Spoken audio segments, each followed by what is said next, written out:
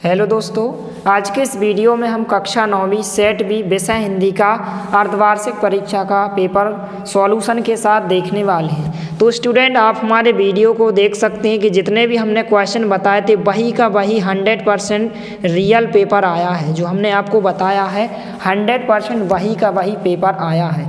इसी तरह आपको संस्कृत और विज्ञान विषय का भी रियल पेपर बताया जाएगा। तो सबसे पहले आप इसका सॉल्यूशन देख लीजिए। हिंदी साहित्य का तीसरा काल है तो कौन सा? वीर गाथा काल। 7 नंबर का ऑप्शन।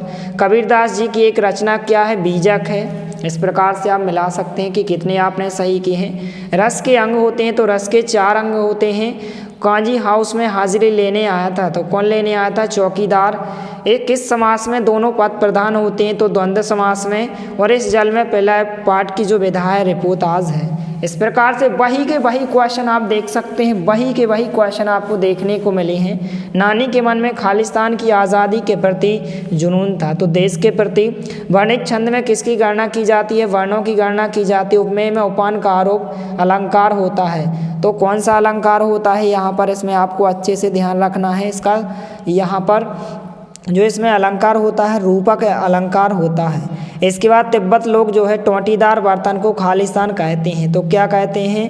त्रिडी कहते हैं। इस प्रकार से इसके बाद बे शब्दांश जो शब्द बनाते हैं समांत में लगते हैं क्या कहलाते हैं? यहाँ पर प्रत्यय कहलाते हैं। तो इसका आंसर क्या हो जाएगा? प्रत्यय इसका राइट आंसर होगा। इसके बाद जो है खुलेगी सांकल बंद खालिस्तान तो यहाँ पर इसका आंसर क्या होगा? द्वार इसका आंसर होगा।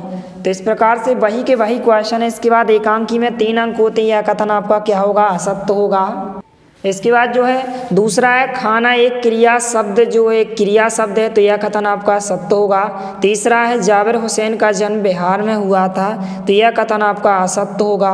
रामचरितमानस एक खंड काव्य है तो यह कथन भी आपका असत्य होगा। 5वां है माखनलाल चतुर्वेदी की रचना साहित्य के देवता हैं तो यह कथन आपका बिल्कुल सत्य होगा। 6वां है रामस्वरूप दकियानूसी ख्यालतों के थे तो यह कथन आपका क्या होगा? असत्य होगा। इसके बाद प्रश्न क्रमांक 4 है सही जोड़ी मिलाइए। तो ग्रामश्री दिया गया है इस प्रकार से तो इसकी सही जोड़ी है आपको इस प्रकार से मिलाना है सुमित्रानंदन पंत। इसके लेखक कौन है? सुमित्रानंदन पंत तो पहले का आंसर होगा। दूसरी दी गई है 3 वर्णों का समूह तो 3 वर्णों का समूह क्या कहलाता है? गण कहलाता है। तीसरा है मनोरथ तो मनोरथ क्या है? एक विसर्ग संधि है तो यहाँ पर तीसरे का आंसर इस प्रकार से होगा विसर्ग संधि।